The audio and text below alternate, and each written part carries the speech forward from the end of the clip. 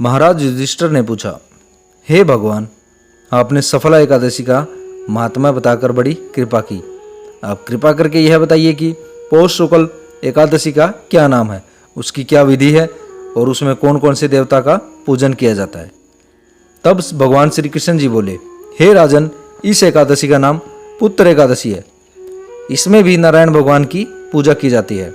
इस चर और अचर संसार में पुत्र एकादशी के व्रत के समान कोई व्रत नहीं है।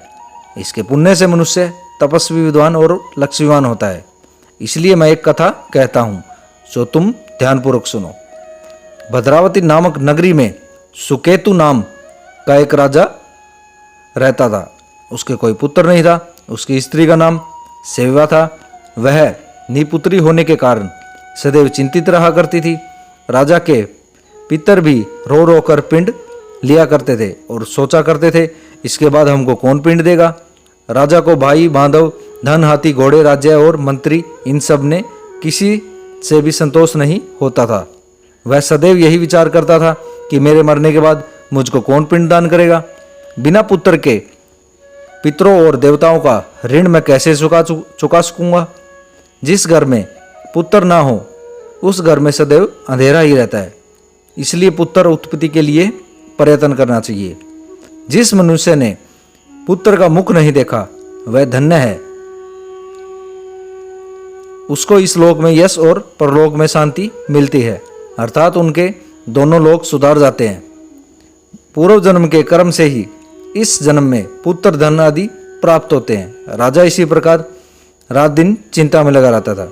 एक समय राजा ने अपने शरीर को त्याग देने का निश्चय किया, परंतु आत्मघात को महान पाप समझकर उसने ऐसा नहीं किया। एक दिन राजा ऐसा ही विचार करता हुआ अपने घोड़े पर चढ़कर वन को चल दिया तथा पक्षियों और वृक्षों को देखने लगा। उसने देखा कि वन में मृग, सुअर, सिंह, बंदर, सर्प आदि सब भ्रमण कर रहे हैं। हाथी अपने बच्चों और हथीनियों के बीच घूम रहा है। इस वन में कहीं तो गीदड़ अपने कर्कश स्वर में बोल रहे हैं, कहीं उल्लू।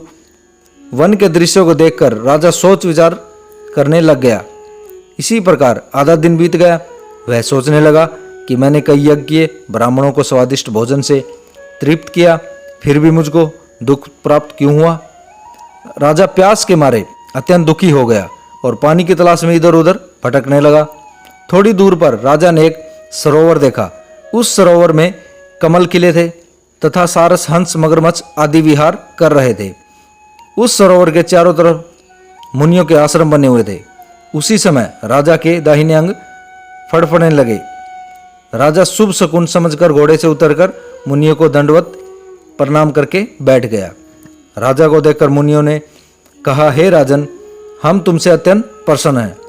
तुम्हारी इच्छा क्या है सो कहो।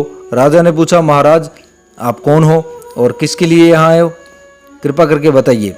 मुनि कहने लगी कि हे राजन, आज संतान देने वाली पुत्र एकादशी है। हम लोग विषवदेव हैं और इस सरोवर में स्नान करने के लिए आए हैं।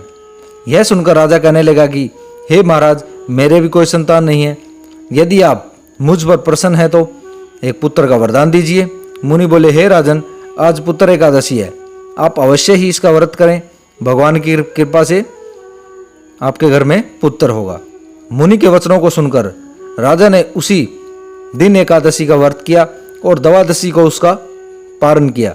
इसके पश्चात मुनियों को प्रणाम करके महल में वापस आ गया।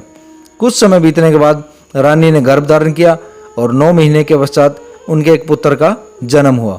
वह राजकुमार अत्यंत शूरवीर, यशस्वी और प्रजापालक हुआ। श्री कृष्ण जी बोले, हे राजन, पुत्र की प्राप्ति के लिए पुत्र एकादशी का व्रत करना चाहिए। जो मनुष्य इस महात्म्य को पढ़ता या सुनता है उसे अंत में स्वर्ग की प्राप्ति होती है। तो चलिए मित्रों, मिलते हैं नेक्स्ट वीडियो में। धन्यवाद। जय श्री कृष्ण।